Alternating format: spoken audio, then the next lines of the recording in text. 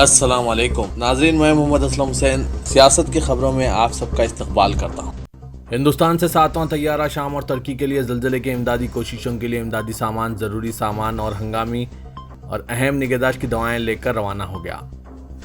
वज़ारत ख़ारजा ने यह बात कही। हफ्ते की शाम ज़लज़ले से मुतालिक इमदादी सामान और अद्वियात शाम और तुर्की को एक और IAF-C-17 तैयारे पर भेजा गया। दमिश्क में इमदादी सामान उतारने के बाद परवाज़ अदाना की तरफ चली जाएगी। वज़ारत ख़ारजा के एक एहलकार ने यह बात बताई। एहलकार ने कहा, फ़्लाइट में 35 टन इंसानी इमदाद, इमदादी सामान, तिबी इमदाद, हंगामी और अहम निगहदाश्त की अद्वियात, तिबी आलात और इस्तेमाल की अशिया शामिल हैं। वज़ीर-ए-आज़म नरेंद्र मोदी ने गुज़िश्ता रोज़ कहा था कि हिंदुस्तानी टीमें ऑपरेशन दोस्त के एक हिस्से के तौर पर ज़लज़ले से मुतासरा तुर्की में राहत और बचाव के कामों में मदद के लिए दिन रात काम कर रही है। RSS सरबराह मोहन भगवत के बयान को लेकर हुए तनाज़े में विश्व हिंदू परिषद के महानगर लीडर संतोष पांत्री को हफ्ते की शाम दिल्ली रोड पर गोली मार दी गई। जख्मी संतोष को साई हॉस्पिटल में भर्ती कराया गया। कुछ दिन पहले मोहन भगवत के बयान को लेकर संतोष का बीजेपी लीडर से फेसबुक पर तनाज़ा हो गया था। बीजेपी लीडर ने 3 दिन पहले मोहन भगवत के बयान के खिलाफ CEO को मेमोरेंडम पेश किया था। नया मुरादाबाद रिहायशी VHP के शरीक वजीर संतोष पांत्री को कटघर में मुनक़िदा तंजीम के आला क़ायद के साथ मीटिंग में शामिल होने के लिए पहुंचे थे। मीटिंग खत्म होने के बाद वो ई-रिक्शे से तंजीम के सीनियर लीडर अविनाश गुप्ता और खजांची योगेश त्यागी के साथ दिल्ली रोड वाक़े HDFC बैंक के सामने उतर गए, जहां तीनों आपस में बातचीत करने लगे। इसी दौरान बाइक पर पहुंचे मुलजिम ने संतोष से कहा, जो पुरुषोराम का नहीं वो मेरे किसी काम का नहीं। इसके बाद इसने संतोष पर गोली चला दी। गोली संतोष के पेट में लगी और वो नीचे गिर गए। हमले के बाद मुलजिमीन मोटरसाइकिल पर फरार हो गए। मुलजिम बीजेपी लीडर का ताल्लुक ब्राह्मण महासभा से है। दोनों साथी जख्मी संतोष को लेकर साई हॉस्पिटल पहुंचे। अडानी केस बैनुल-अक़वामी मीडिया की रोशनी में भी छाया हुआ है। इक़्तिसादी मामलात पर आलमी शोहरत याफ्ता मैगजीन दी इकोनॉमिस्ट ने अडानी केस पर एक कवर स्टोरी शाया की है।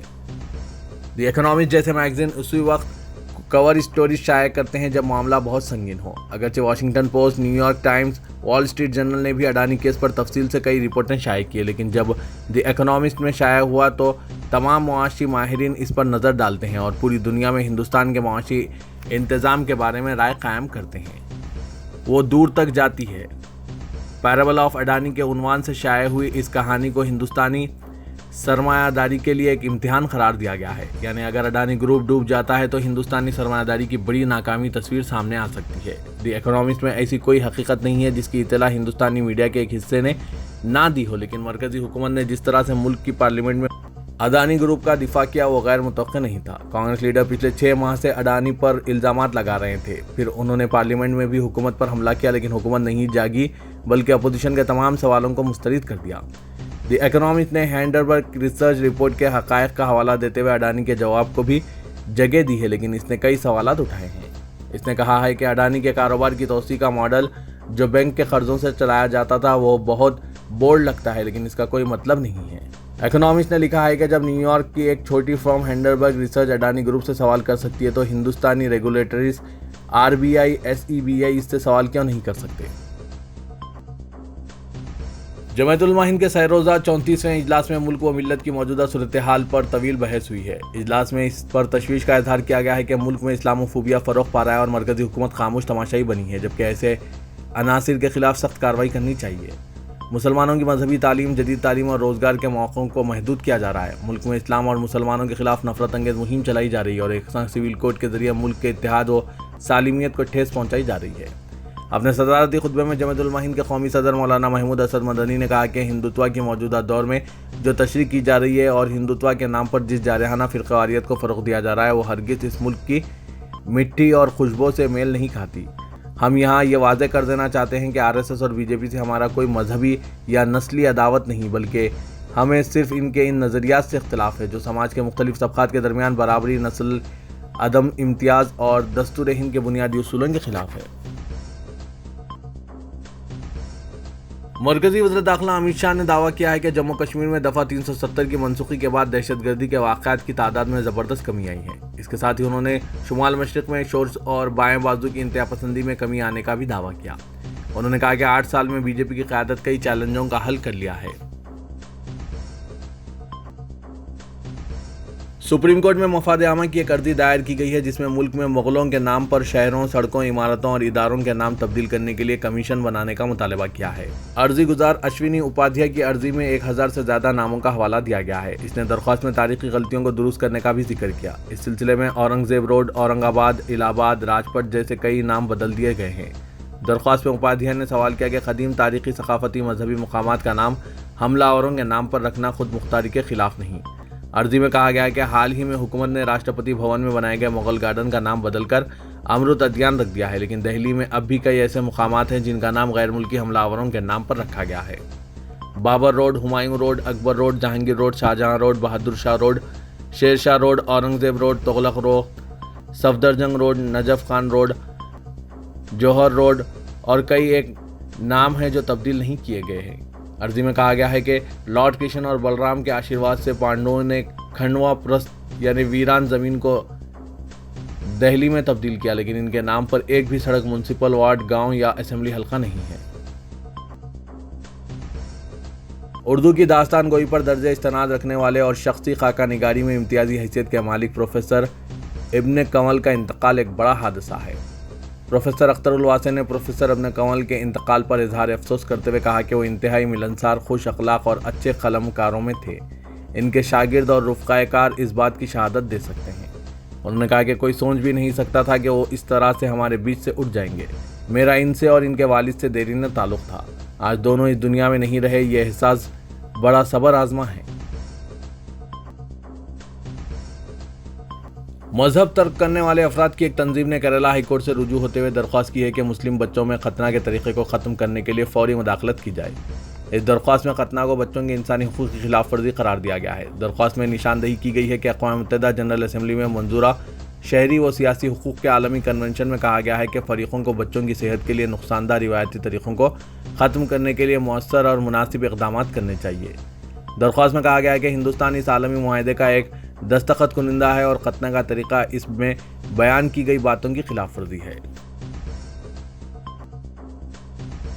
वज़ीर-ए-आज़म नरेंद्र मोदी ने कहा कि बहरान के इस वक्त में हिंदुस्तान तुर्की के अवाम के साथ खड़ा है। मोदी ने कहा कि हिंदुस्तान ऑपरेशन दोस्त के तहत ज़्यादा से ज़्यादा अफराद की जानें बचाने की कोशिश करेगा। तुर्की में हिंदुस्तानी टीम के रोल के बारे में वज़ारत ख़ारजा के एक ट्वीट का जवाब देते हुए वज़ीर-ए-आज़म ने कहा कि हिंदुस्तानी टीमें ऑपरेशन दोस्त के तहत रात दिन काम कर रही है।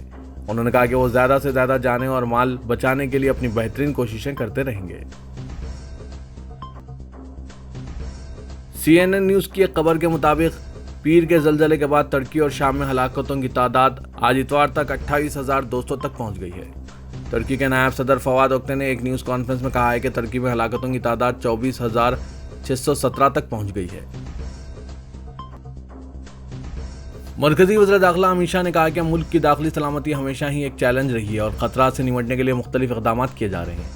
वज़ीर दाखिला ने आज हैदराबाद के सरदार वल्लभ भाई पटेल नेशनल पुलिस अकेडमी में IPS प्रोविजन्स की 174वीं परेड की सलामी ली। इस मौके पर खिताब करते हुए उन्होंने कहा कि मरकजी हुकूमत ने पॉपुलर फ्रंट ऑफ इंडिया पर इम्तना आयद करते हुए एक बड़ा कदम उठाया और इस फैसले के जरिए दुनिया के लिए एक मिसाल कायम की है। अमित शाह ने मजीद कहा कि आज के दौर में जो हालात हैं इनके मुताबिक पुलिसिंग के पहलू बदल गए हैं।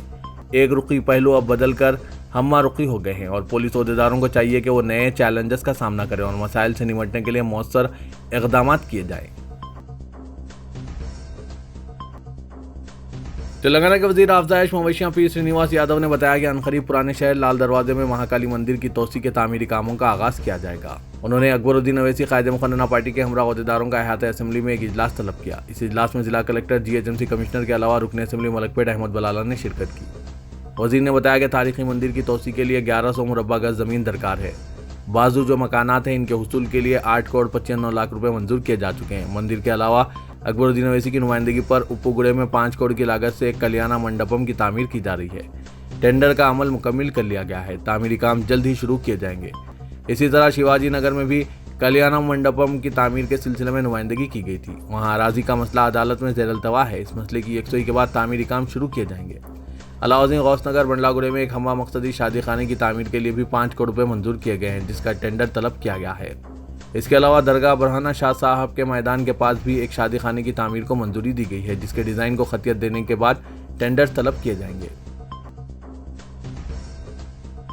वज़ीर दाखिला तेलंगाना मोहम्मद महमूद अली ने कहा कि महकमा पुलिस में सब इंस्पेक्टर्स और असिस्टेंट सब इंस्पेक्टर्स को तरक्की देने और टेक्निकी वजूहात के बाद बरतरफ होमगार्ड्स की खिदमत बहाल करने के सिलसिले में गौर किया जाएगा। रियासती असेंबली में महकमा दाखिले के मुतालबात ज़र पर हुए मबाहस का जवाब देते हुए वज़ीर दाखिला मोहम्मद महमूद अली ने कहा कि 1995 बैच से ताल्लुक़ रखने वाले हैदराबाद और वरंगल कमिश्नरेट से वाबस्ता सब इंस्पेक्टर्स और असिस्टेंट सब इंस्पेक्टर्स को तरक्की देने के मामले में वो महकमा दाखिला के सेक्रेटरी और DGP से मुशावरत करेंगे। उन्होंने कहा कि हुकूमत बेहतर खिदमत अंजाम देने वाले मुलाजमीन को तरक्की देने पर पाबंद अहद है। तेलंगाना के वज़ीर बल्दी नज़्म तारक रामाराव ने आइंदा 6 माह के अंदर चार मीनार पैदल राहरो प्रोजेक्ट को मुकम्मल करने का ऐलान किया है। रियासती असेंबली में वक्फे सवालात के दौरान मजलिसी अरकान असेंबली अकबरुद्दीन अवैसी, मुमताज़ अहमद खान और दीगर अरकान की जानिब से पूछे गए एक सवाल का जवाब देते हुए वज़ीर KT रामाराव ने कहा कि शहर हैदराबाद की पहचान तारीखी इमारत चार मीनार से है। असली और हकीकी हैदराबाद चार मीनार है जिस पर हमें फ़ख्र और नाज भी है। उन्होंने कहा कि इस खूबसूरत इमारत का तहफ़्फ़ुज़ करना हमारी जिम्मेदारी है। हम हैदराबाद के लिए वर्ल्ड हेरिटेज का दर्जा हासिल करने की ख्वाहिश रखते हैं। ऐसे में चार मीनार की खूबसूरती को बरकरार रखते हुए हम यूनिसेफ से ये अवार्ड हासिल कर सकते हैं। KTR ने चार मीनार पैदल राहरो प्रोजेक्ट के तहत अब तक अंजाम दिए गए मुख्तलिफ कामों की तफसीलात पेश की। उन्होंने कहा कि इस प्रोजेक्ट की अंजामदही के लिए ग्रेटर हैदराबाद म्यूनसिपल कॉरपोरेशन ने 75 करोड़ रुपए और HMDA ने 25 करोड़ रुपए की रकम मुख्तस की है। इसके अलावा रियासती हुकूमत इस प्रोजेक्ट को तकमील देने के लिए मजीद 50 से 60 करोड़ रुपए खर्च करने तैयार हैं।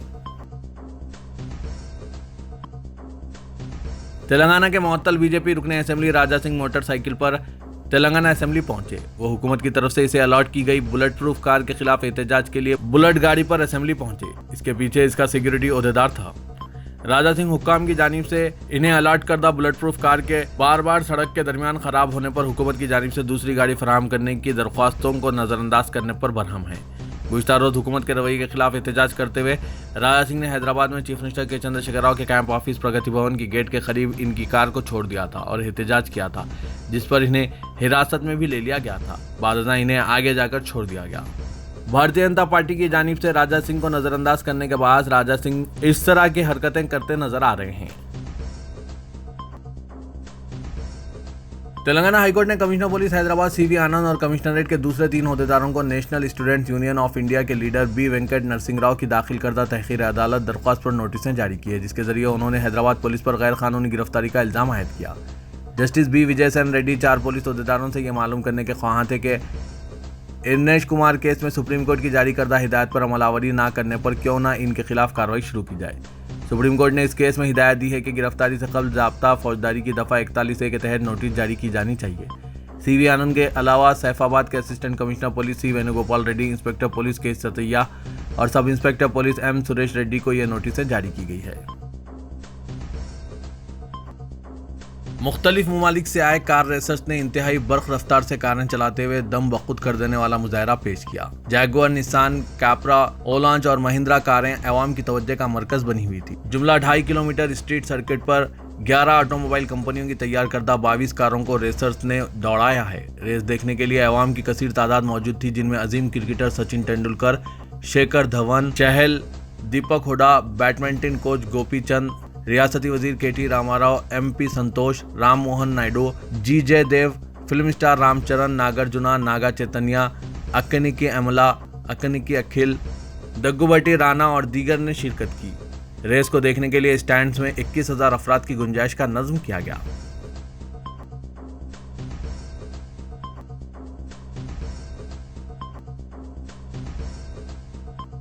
रियासती वजीर इंफॉर्मेशन टेक्नोलॉजी KT रामाराव ने शहर हैदराबाद के अवाम से माजरत ख्वाही करते हुए इनसे वसी क़ल्बी का मुजाहरा करने की अपील की। वज़ीर के हैदराबाद में फार्मूला E रेसिंग का इनेकाद अमल में लाया जा रहा है, जिसकी वजह से टैंकबंड और अतराफ व एकनाफ के इलाकों में ट्रैफिक तहदीदात आयद की गई है। ट्रैफिक तहदीदात की वजह से खैरताबाद लकड़ी का पुल, तेलुगुतली फ्लाईओवर की सिमत जाने और आने वाली ट्रैफिक में खलल पड़ रहा है। अवाम को मुश्किलात का सामना करना पड़ रहा है।